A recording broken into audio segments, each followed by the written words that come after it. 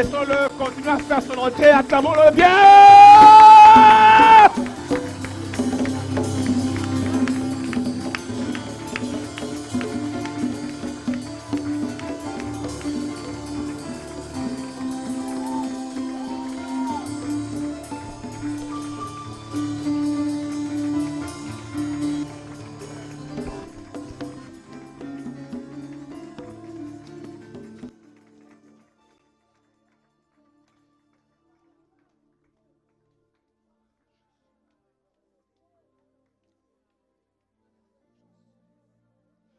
Oh, oh, oh.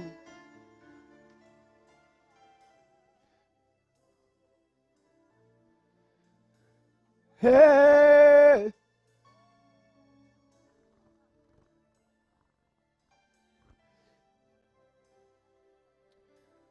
Amen.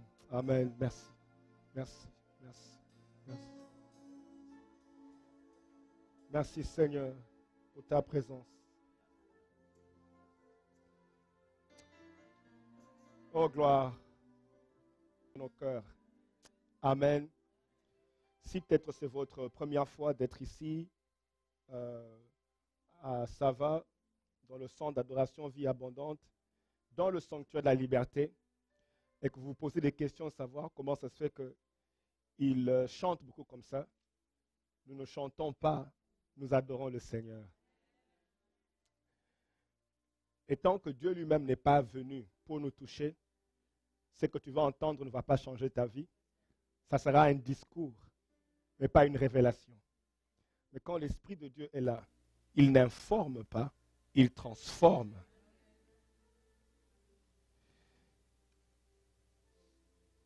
Nous ne chantons pas, nous adorons le Seigneur.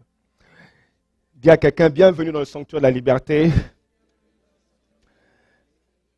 Oui, vas-y, welcome someone. Bienvenue dans le sanctuaire de la liberté. Bienvenue dans le sanctuaire de la liberté. Tu lui dis, je t'annonce que Dieu s'apprête à te révolutionner. Voilà, tu lui dis ça. Tu annonces que Dieu s'apprête à te révolutionner. Vous savez, il ne faut pas être méchant avec le voisin. Il a besoin que tu le rassures. Est-ce que lèvons-nous s'il vous plaît, lèvons-nous s'il vous plaît, lèvons-nous s'il vous plaît. Pas juste donner une bonne accolade, un bon hug à quelqu'un. Tu lui dis vraiment content de te voir. Je bénis Dieu pour ta présence. Tu es mon voisin. Donc aujourd'hui vraiment je tenais à t'exprimer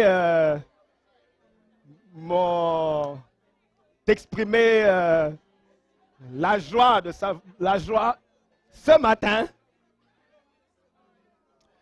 Essayez de rattraper ce qui n'était pas dit hier. Vous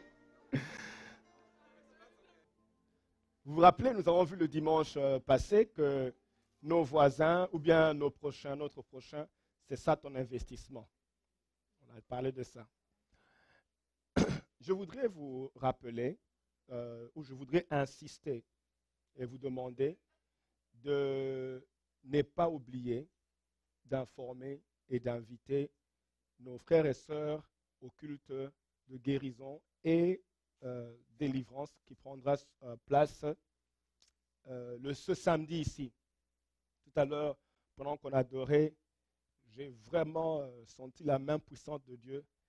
Je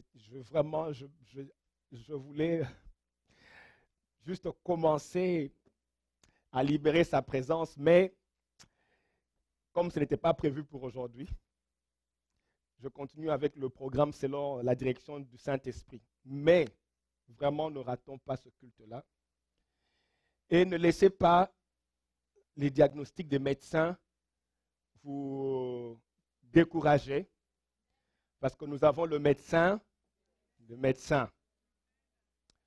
Et bien aimé, je le dis avec une telle assurance. Venez voir Dieu à l'œuvre. Voilà. Celui qui acclame l'a reçu. Venez voir Dieu. Nous avons vu le dimanche passé, Dieu nous a fait grâce de remarquer plusieurs choses et nous allons insister sur ces choses-là aujourd'hui et continuer. Nous avons donné le titre de notre message de la série. Le titre, c'est les deux personnes les plus importantes dans nos vies. Nous avons dit que les deux personnes, c'est Dieu et le prochain. Et nous avons vu cela. Cela est démontré dans la parole de Dieu. Parce que Dieu nous montre que les 10 commandements concernent Dieu, comment nous gérons Dieu, comment nous gérons le prochain. Nous avons aussi vu que le commandement le plus grand résume toute la Bible en disant « Tu aimeras l'Éternel ton Dieu de tout ton cœur, de toute ton âme et de toute ta pensée. » C'est le premier, le plus grand, mais le prochain qui lui est semblable, le second qui lui est semblable dit « Tu aimeras ton prochain comme toi-même. » Et Jésus-Christ explique, il dit ces deux commandements, sur ces deux commandements dépendent toute la loi. Je suis allé lire dans d'autres versions, les autres versions disent toute la loi tourne autour de ces deux commandements. Vous imaginez? Toute la loi tourne autour de ces deux commandements. Donc nous avons dit ceci, que notre prospérité, notre santé physique et émotionnelle, notre longévité sur la terre, la réponse à nos prières, notre position dans l'éternité, tout ce que nous aurons et tout ce que nous serons dans cette vie dépendra de comment nous gérons ces deux personnes ici. Laissez-moi vous donner un passage que je trouvais très intéressant qui va nous aider à comprendre un peu l'importance du prochain. Dans le livre de Marc, vous allez voir, Jésus-Christ parle de quelque chose de très important. Dans le livre de Marc, chapitre 16, verset 19, Jésus-Christ dit ceci. En fait, c'est la Bible qui parle. La Bible dit, le Seigneur, après leur avoir parlé, fut enlevé au ciel et il s'assit à la droite de Dieu. Est-ce qu'on peut dire la droite de Dieu? Est-ce qu'on peut encore dire la droite de Dieu? Alors, Luc 22, 26 dit ceci. Désormais, le Fils de l'homme sera assis à la droite de la puissance de Dieu. Est-ce qu'on peut dire la droite de la puissance de Dieu? On essaie de nous montrer une position unique dans la présence de Dieu qui te donne la puissance d'opérer comme Dieu. Il dit à la droite de la puissance de Dieu. Et c'est à cette droite-là que Christ a été élevé et c'est là qu'il est assis. Nous sommes ensemble jusque-là. Est-ce que vous dites la droite de Dieu?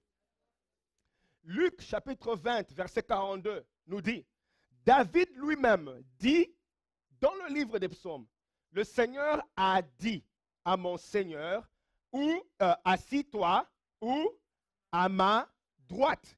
Est-ce qu'on peut encore dire la droite de Dieu?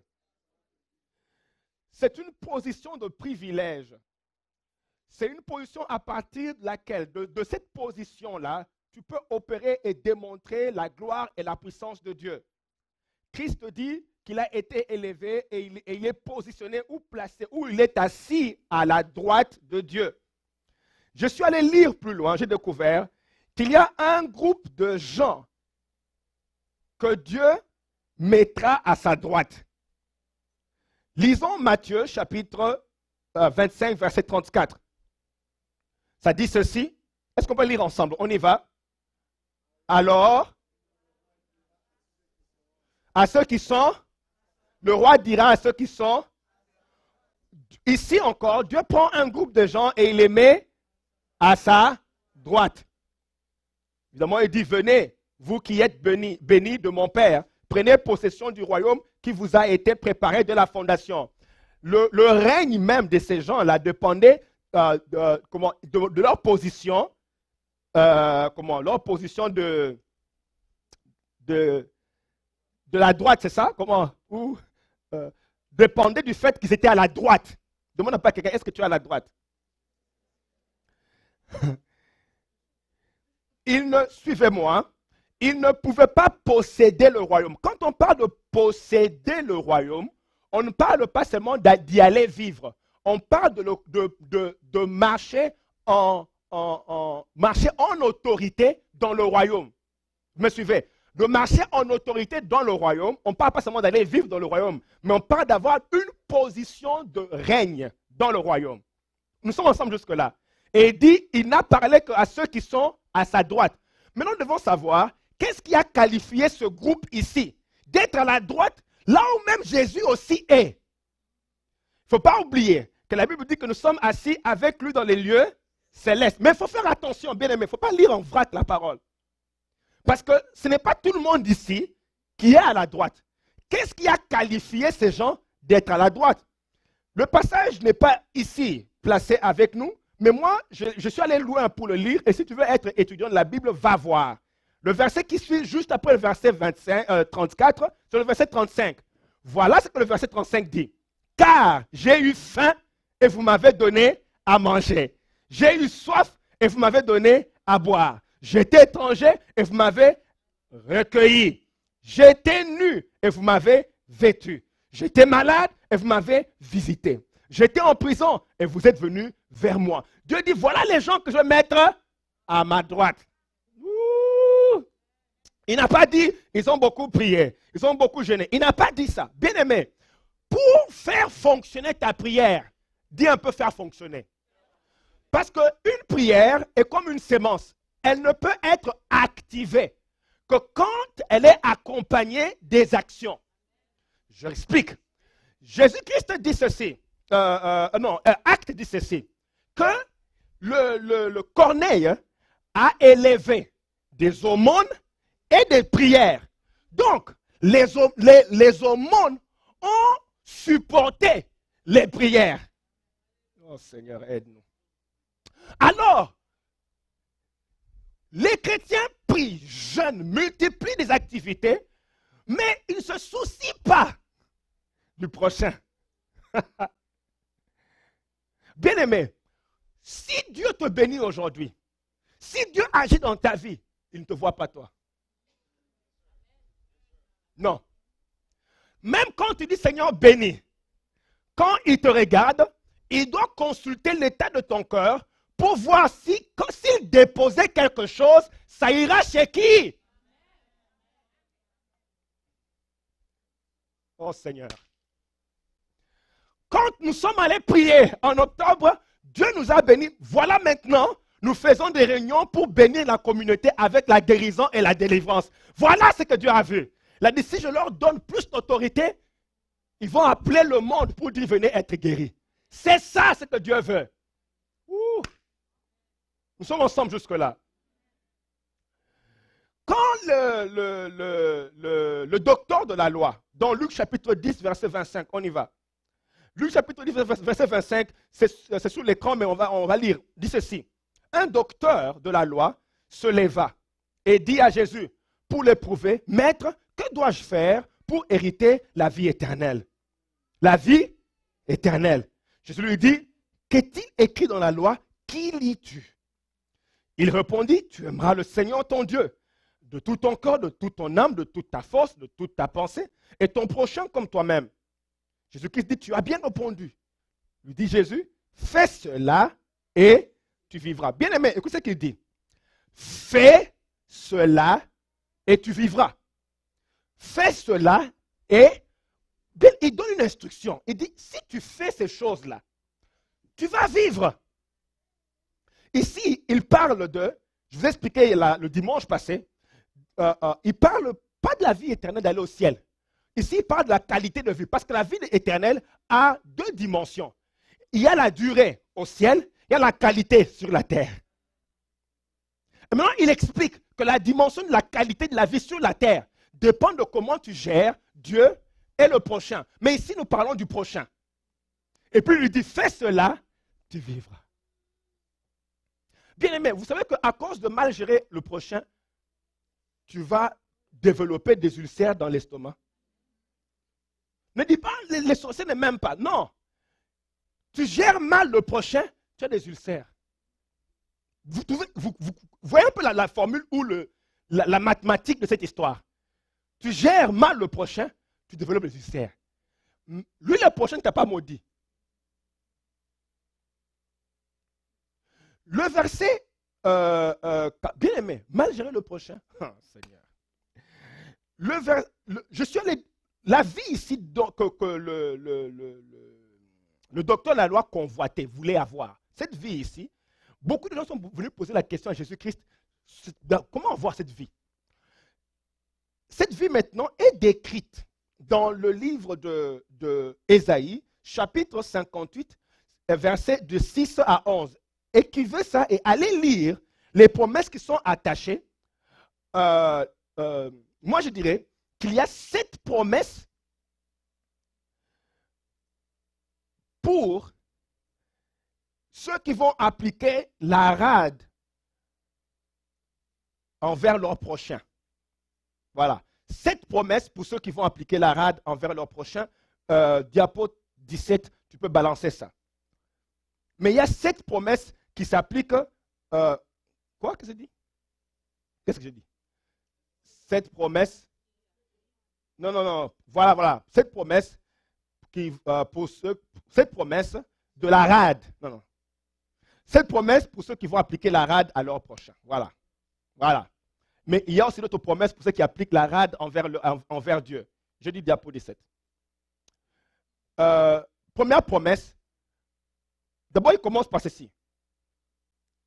Détache les chaînes de la méchanceté. Dénoue les liens de la servitude. Renvoie libre l'opprimé. Et puis dit, partage ton pain. Et puis commence les promesses. Promesse 1. Ta lumière poindra comme l'aurore. Ta guérison germera promptement. Promesse 2. Je ne vais pas expliquer les promesses, mais elles sont puissantes.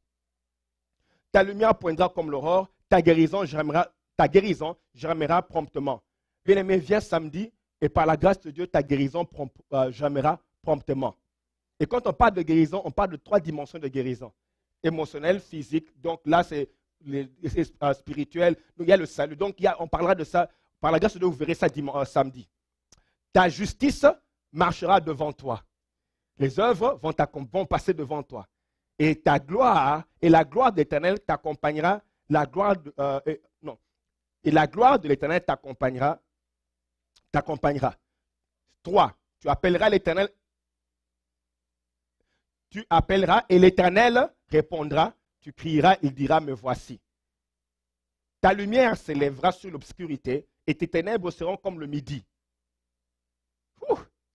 Tu imagines tes ténèbres sont comme le midi. Donc quand tu as des problèmes, c'est comme si... Seigneur, aide-nous. C'est pour ça que David dit, même dans la vallée de l'ombre de la mort, je ne crains aucun mal. Quand tout le monde a le visage froissé dans les choses compliquées, tu es à l'aise, détendu, noble, calme, posé, en plein problème. Pourquoi? Parce que ma lumière est avec moi. Dieu ne dit pas parce que tu as beaucoup prié, parce que tu as pris soin du prochain. L'Éternel sera toujours ton guide. Il rassasiera ton âme dans les lieux arides. Tu seras comme un jardin arrosé. Non, ça c'est 6. Il rassasiera ton... 6, c'est l'Éternel sera toujours ton guide. Il rassasiera ton âme dans les lieux arides. Donc ça veut dire que là où il n'y a pas de pain, il te donne à manger. Là où il n'y a pas à boire, il prend le rocher le plus dur et sec. Il fait jaillir de l'eau. Ah non, ça c'est quel Dieu? Ça c'est quel Dieu? Ça c'est quel Dieu? Il prend un rocher où il n'y a rien. Il dit, tu as soif? Tu dis, oui Seigneur. Il dit, viens, ouvre la bouche. Tu donnes un high five, tu dis, c'est notre Dieu. Tu donnes un high five, tu dis, c'est notre Dieu. Tu donnes un high five, tu dis, c'est notre Dieu. Du rocher le plus sec, il fait jaillir de l'eau. Je n'ai pas mangé, je lève mes yeux vers la montagne d'où vient le salut. Il fait tomber la manne que je n'ai pas préparée, pour laquelle je n'ai pas travaillé. Ah!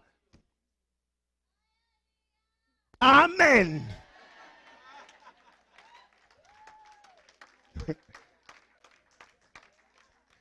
Tu seras, il dit, tu seras comme un jardin arrosé, comme une source dont les eaux ne tarissent pas. Tu seras comme une source dont les eaux... Bien aimé, j'ai compris une chose. J'ai compris ceci.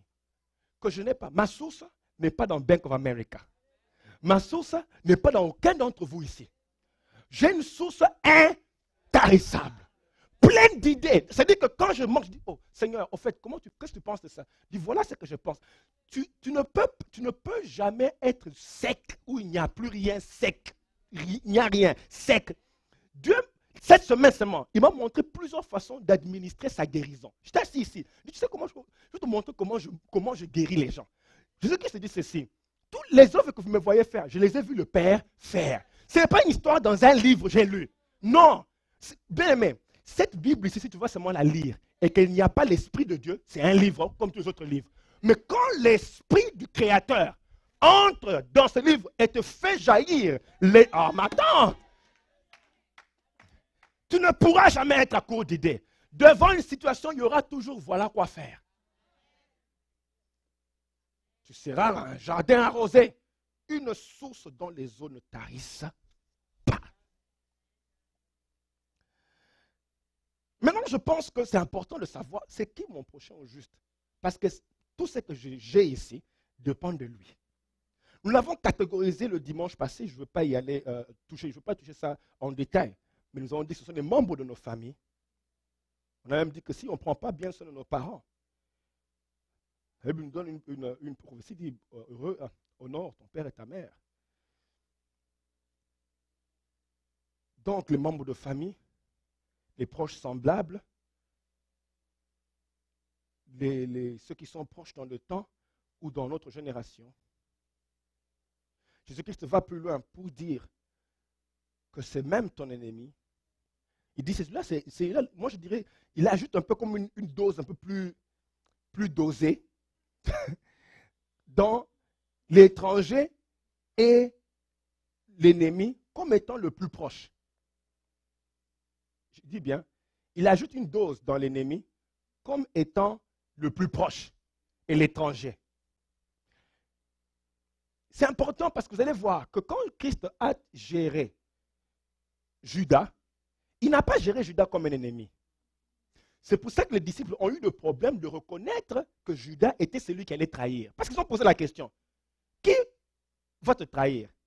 Il dit, celui avec qui je tremperai mon pain dans la coupe, c'est celui-là. En même temps, il prend la coupe et Judas, ils trempent ensemble. Mais les disciples ne voient pas. Comment? Parce que tremper la coupe, le pain, dans la même coupe avec quelqu'un, était un signe d'intimité et de proximité, de rapprochement. On est ensemble. Nous sommes allés manger avec mon épouse dans un restaurant éthiopien. Dans ce restaurant-là, vous êtes à 10. On met tout dans la même assiette. J'ai béni le nom de l'Éternel parce qu'il n'y avait que moi et mon épouse ce jour-là. On pouvait se manger. Mais c'est bizarre parce que, vous savez, les gens, tu manges, ils mettent tous les doigts et puis ils retrempent. Maintenant, ce côté-là, il a pris possession de ce côté-là. Parce qu'avant de manger, tu dis, que j'aille aussi là-bas. Mais Judas et Jésus trempent ensemble. Pierre a dit non, ça ne peut pas être lui. On dirait qu'ils sont encore plus proches là. Jean, tout le monde ne l'a pas compris. Parce qu'il n'a pas traité comme ennemi. Il est encore plus proche. Bien aimé, cette révolution, c'est pour les révolutionnaires. Tu ne peux pas être révolutionnaire sans être spirituel. Tout ce que tu fais, qui n'est pas comme ce que Dieu dit là, est charnel. Et je vous dis une chose, tout ce qui n'est pas conduit par l'Esprit de Dieu ouvre la porte au diable.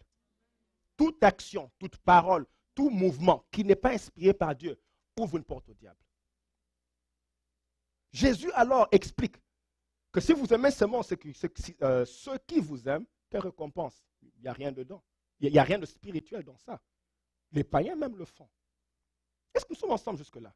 Je dis, il n'y a rien d'extraordinaire à aimer ou faire du bien. Seulement ceux qui nous font du bien. Il n'y a pas de gré. Quel gré vous en sera-t-on? Les pécheurs aussi agissent de la même manière. Si vous prêtez à ceux qui vont vous remettre l'argent plus tard, quel gré vous en sera-t-on? Les pécheurs aussi prêtent aux pécheurs. Les banques donnent aux banques. Donnent des prêts. Mais ils savent que vous allez remettre 200 fois plus. Il va plus loin. Maintenant, Jésus va plus loin. J'aurai le temps d'entrer dans ce passage ici. Il dit, mais moi je vous dis, aimez vos ennemis, bénissez ceux qui vous maudissent, faites le bien à ceux qui vous haïssent et priez pour ceux qui vous maltraitent. Je reviendrai sur ce passage ici. Un passage très puissant. Le monsieur qui voulait se justifier dit à Dieu, qui est donc mon prochain? Comme pour dire, oui, c'est bien, aimer ton prochain. Mais c'est qui mon prochain? Jésus maintenant répond. Toujours dans Luc chapitre 10, maintenant il va au verset 30. Jésus reprit la parole et dit, Un homme descendait de Jérusalem, Jéricho, il tomba au milieu des brigands et, qui le dépouillèrent, le chargèrent de coups et s'en allèrent et le laissant à demi-mort. Un sacrificateur qui, par hasard, descendait par là, par le même chemin, ayant vu cet homme, passa outre. Est-ce qu'on veut dire passa outre?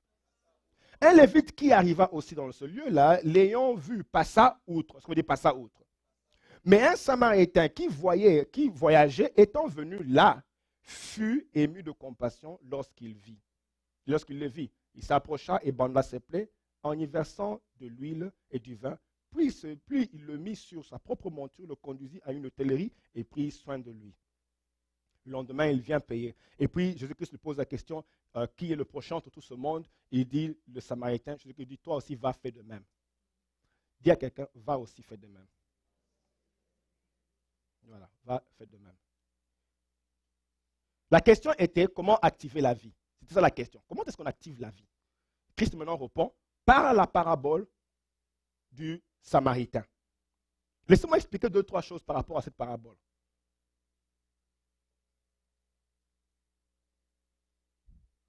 Première chose, c'est que vous allez voir que Jésus-Christ a pris les Lévites et le sacrificateur en premier. Les Lévites et les sacrificateurs représentent la classe des gens qui connaissent la Bible religieusement et qui ne la mettent pas en pratique. C'est les gens qu'on appelle sélectifs, c'est-à-dire quand ils prennent la Bible, ils cherchent les choses qui les intéressent et jettent le reste. Ils ne servent pas Dieu, ils attendent que Dieu le serve eux. Ils confrontent Dieu pour amener Dieu à leur niveau. Ça, c'est les sacrificateurs et les Lévites. Ils ont le titre, mais ne manifestent rien de leur titre.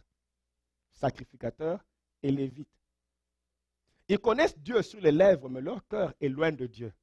Sacrificateurs et Lévites. Ils peuvent même prêcher la parole, mais ce qu'ils disent ne vont pas le faire. Ils sont sacrificateurs et Lévites. C'est des gens qui aiment beaucoup condamner. Sacrificateurs et Lévites. Quand ils regardent, ils disent, ah, on savait que tu as fait les choses. Regarde comment tu es devenu. Tout ce qui t'arrive là, c'est à cause de ça. Ils connaissent la parole pour condamner les gens. Sacrificateurs et Lévites. Ils pointent toujours le doigt aux autres. C'est pour ça que Dieu commence par les prendre et l'explique une chose, qu'ils ont pris un chemin détourné. Parce que sûrement dans leur cœur, ils condamnaient sacrificateurs et Lévites. Ils ont dit, voilà, on savait que le diable était avec toi. Regarde comment tu es tombé. Sacrificateur et Lévite. Mais une chose que vous devez remarquer, c'est que c'est bizarre. Remarquez que la Bible dit qu'ils ont pris le même chemin. Bien aimé, tout le monde passe par là. Si tu n'es pas tombé, c'est parce que Dieu t'a préservé et t'a protégé. Alors, use de compassion aussi envers les autres. Ce n'est pas parce que tu es juste que tu es comme là. Il ne faut pas m'énerver. Non, c'est-à-dire que je connais les versets. Toute ma vie est bien réglée. Il y a les points partout, les virgules là, il fallait qu'il soit des virgules. Bien aimé, c'est Dieu. C'est la grâce de Dieu qui a agi pour te préserver. Ça n'a rien à voir avec ton intelligence, encore moins avec tes calculs.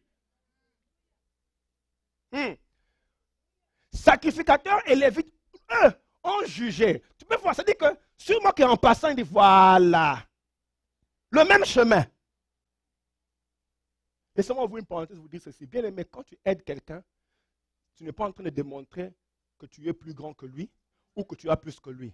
Quand tu aides quelqu'un, tu es en train de démontrer que tu étais aussi là-bas et que tu veux même être aussi là-bas. Tu es en train de rendre gloire à Dieu parce que Dieu ne t'a pas amené ici. Et donc ta compassion te pousse à dire, ça pouvait être moi. Ça pouvait être moi. Je vois quelqu'un dans... Vous savez, oh Seigneur. Vous me suivez? Alors, je disais que la compassion augmente parce que tu n'as rien fait en fait pour être dans la position dans laquelle tu es. Bien aimé, tu n'as rien fait. Moi, je dirais ceci. Les gens qui ont compassion des autres, celui des autres, ce sont des reconnaissants. Quand ils regardent le ciel, ils disent, Seigneur, je ne mérite rien.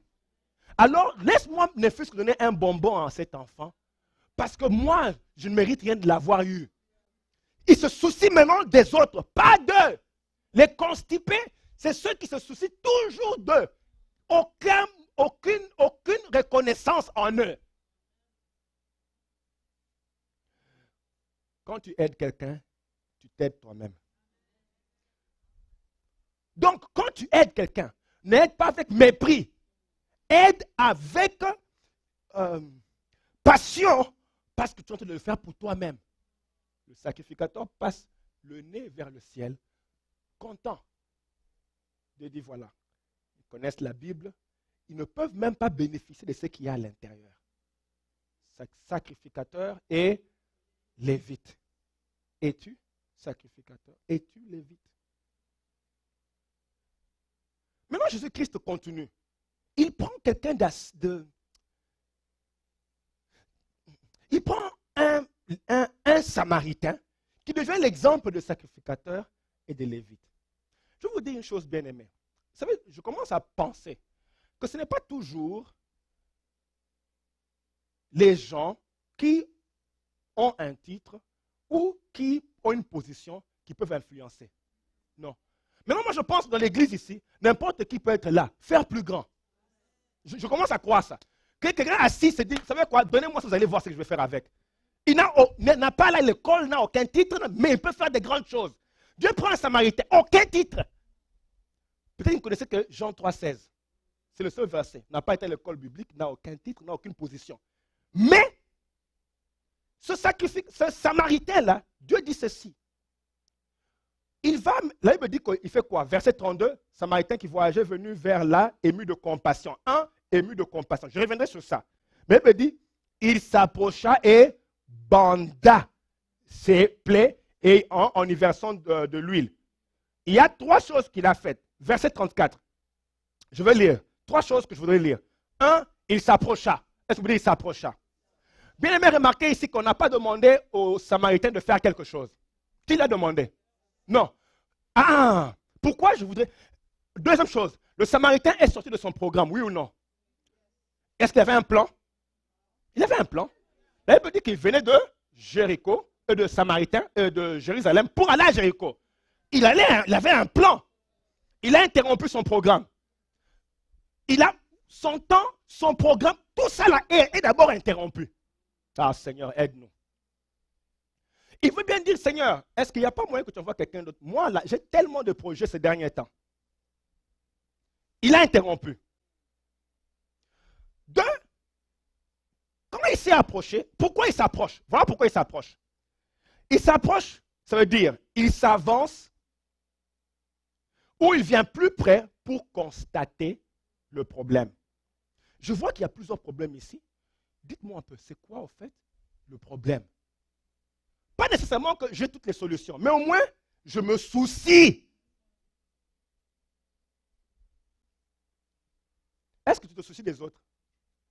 Ou bien dans cette terre ici, il n'y a que toi? Oh, il n'y a que toi.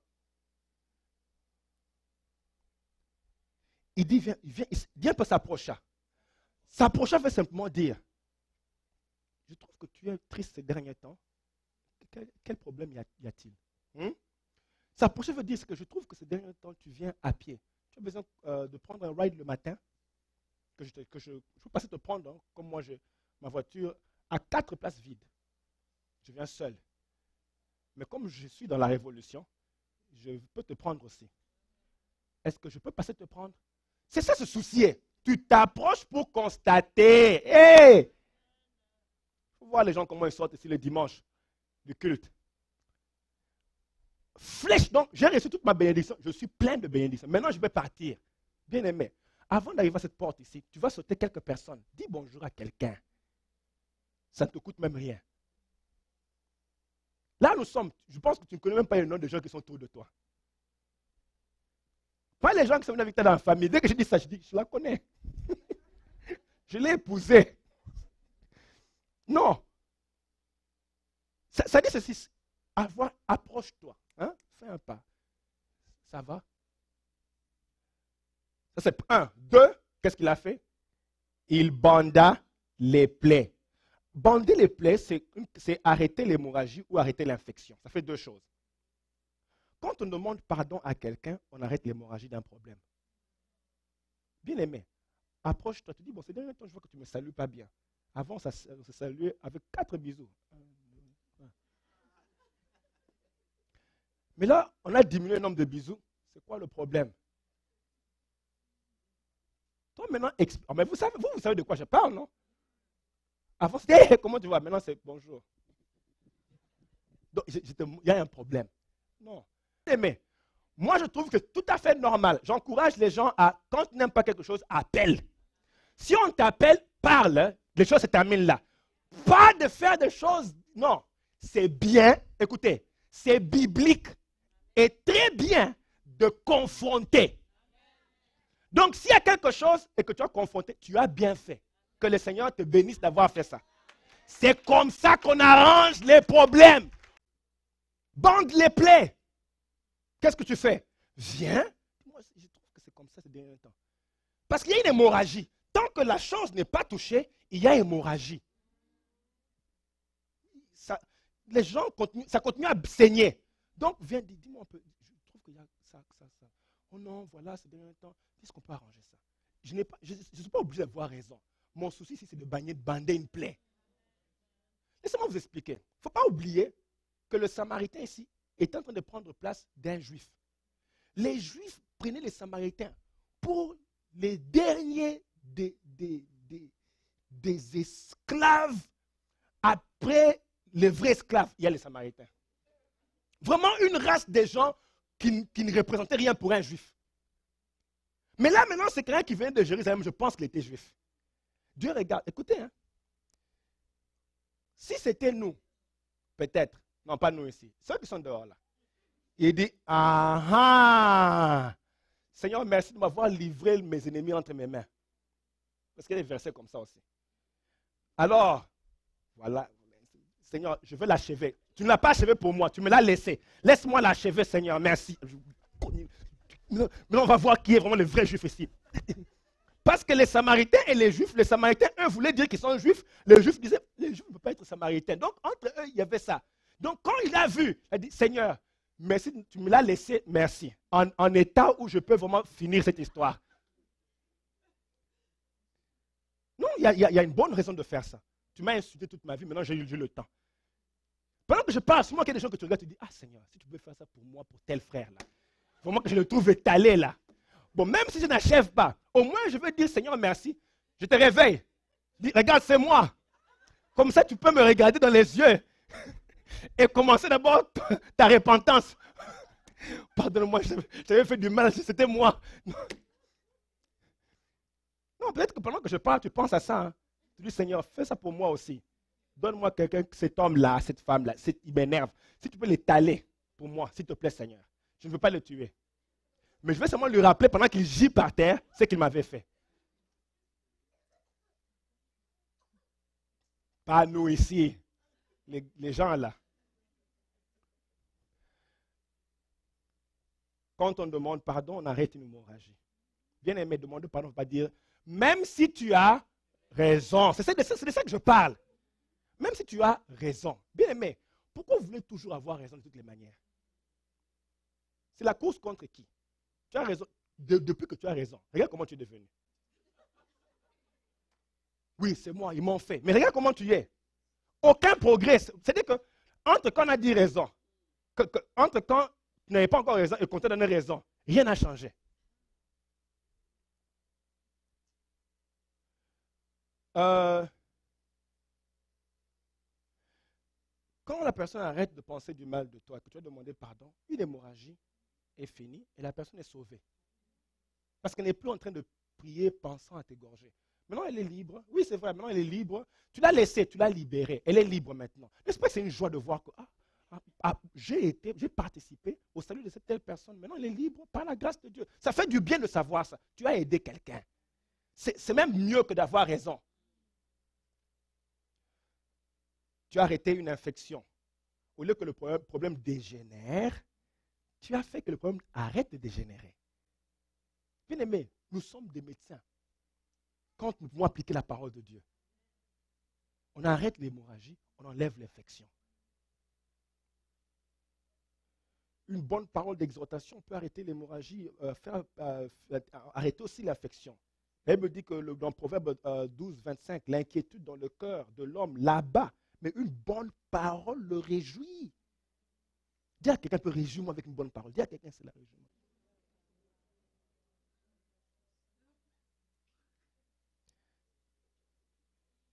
Ok, je termine ici. Elle me dit, puis il le mit sur sa monture. Hein? S'approcha, banda les plaies. 2, 3. Oui, en fait, je ne vais pas aller jusque-là, versant de l'huile, tout ça, je ne vais pas aller jusque-là. Mais je vais revenir. Versant de l'huile ici, c'est que tu utilises les dons que Dieu t'a donnés, ton argent que Dieu t'a donné, tes capacités pour prendre soin de lui. Bien aimé, tu ne peux pas me dire que tu aimes les gens, pas même un seul dollar de toi sort. Ah. Ça, c'est quel amour que tu as. Ce n'est pas possible de dire, j'aime quelqu'un, un seul dollar.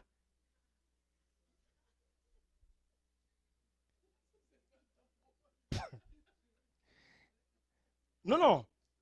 Vous savez quoi? Vous montrer comment nous, on a prouvé que nous aimons la parole de Dieu. Il nous a envoyés, nous avons sorti notre argent, nous sommes partis dans les pays, planter des églises. Bien aimé, ça c'est montrer que tu aimes. C'est notre argent qui est parti. On ne peut pas dire, bon, bien aimé, retrouvons-nous prier pour recevoir, c'est tout ce qu'on peut faire pour eux. Non.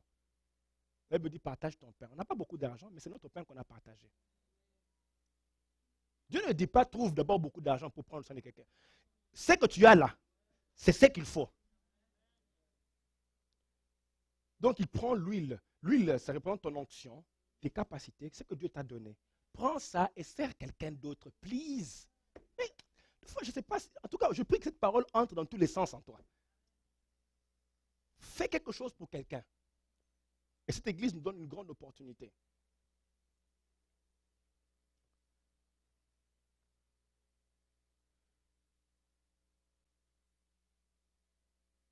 Donc, ça, c'est l'huile et tout ça là. Et puis, il le mit sur sa monture, donc ça représente tout ce ses capacités, son talent, son argent et tout ça. OK? Et puis, en dernière chose, il me dit, fait quoi? Il le conduisit. Voilà. Il a fait ceci, il a amené la personne. Lui, écoutez bien, mais moi, je ne peux pas vraiment te guérir. Mais je dois t'amener chez celui qui guérit. Il a pris, il a amené, c'est celui qui fait vraiment les choses. C'est pour ça que deux fois, tu peux dire, écoute, pardonne-moi, la personne reste fâchée. Il faut amener ça chez le Seigneur.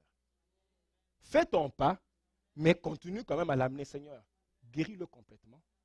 Résous ce problème, Seigneur. Est-ce qu'on peut dire amen à ça?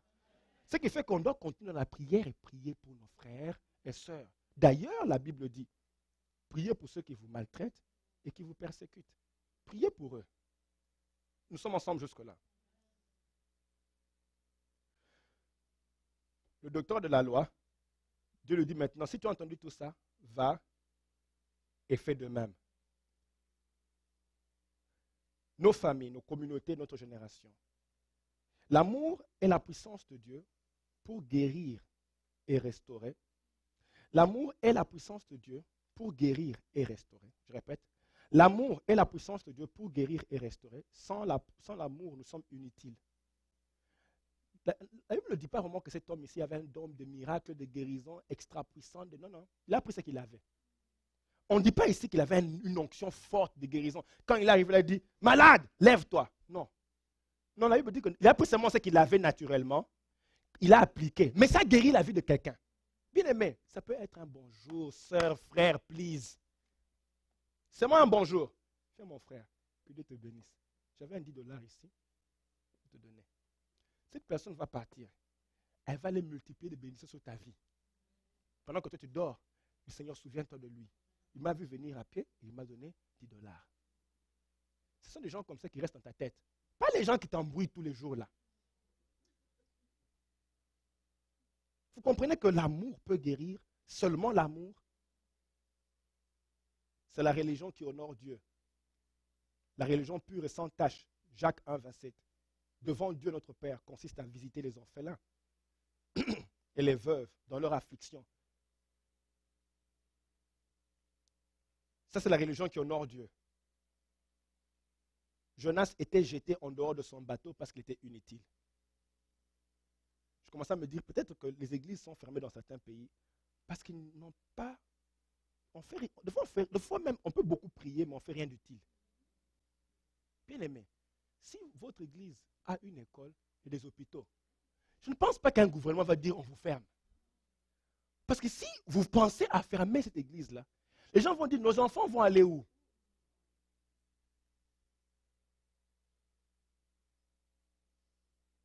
Donc la religion ne suffit pas seulement de venir multiplier les formules priérmatiques ici.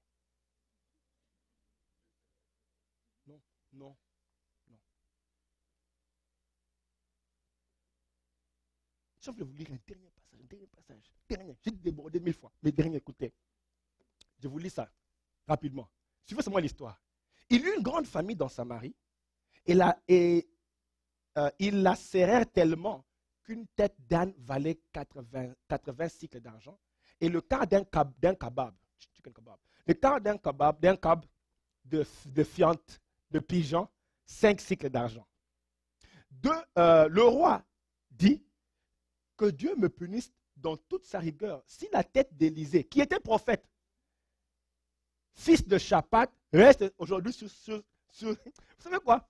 Même les païens savent que les chrétiens doivent pourvoir. Ils connaissent Dieu et c'est ce que les chrétiens doivent faire. Écoutez la suite. Élisée dit, écoutez la parole de l'Éternel. Là, c'est Élisée. Dès qu'on lui a dit que sa tête va sauter. Et puis, vous savez quoi? Quand le roi envoie son serviteur, dit, va chez Élisée, préviens que je suis en route, je viens couper la tête. Là, il me dit que Élisée était assis avec les anciens en train de discuter des choses de l'Éternel. Ils sont assis avec les anciens, avec beaucoup de programmes. Bon, vous voyez. Le roi arrive. Mais attendez. Quand le serviteur du roi arrive, Élisée prend la révélation directement.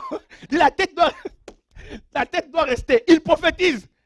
Élisée dit, écoutez la parole de l'Éternel. Ainsi par là, ça sortait vite. Ainsi par l'Éternel. Demain, à 7 heures, on aura une mesure de fleurs de farine pour un cycle de 2 mesures d'orge, pour un cycle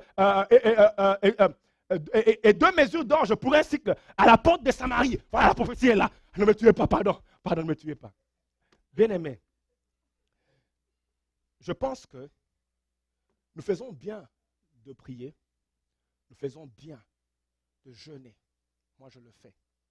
Mais je pense que nos prières et nos jeûnes, je bénis Dieu parce que nos prières et nos jeûnes ont amené des résultats qui impactent notre communauté. Pourquoi? D'abord, même ici sur place, nous pourvoyons maintenant à la guérison de corps ici, par la grâce de Dieu. Ça, c'est puissant. Avant, on ne le faisait pas. Maintenant, on dit, venez, vous serez guéris. Bien aimé, venez samedi. Ça, maintenant, nous disons à la communauté. C'est que notre prière a fourni, ça bénit nos frères et sœurs. On ne dit pas sois membre, on ne dit pas sois pentecôtiste, on dit viens tout le monde.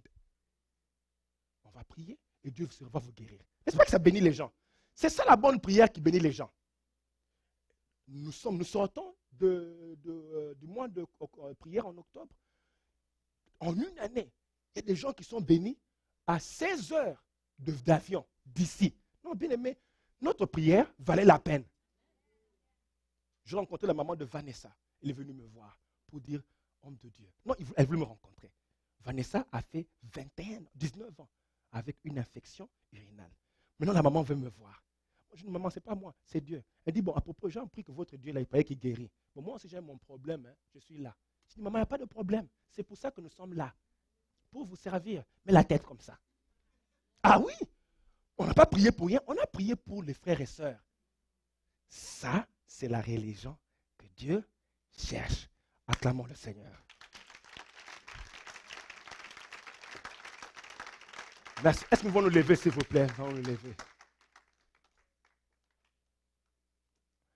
Nous allons prier pour ce samedi ici et dire à Dieu, visite-nous encore. Fais ce que les hommes ne savent pas faire, ne peuvent pas faire, sont incapables de faire. Élevons nos voix et parlons à notre Dieu. Père, au nom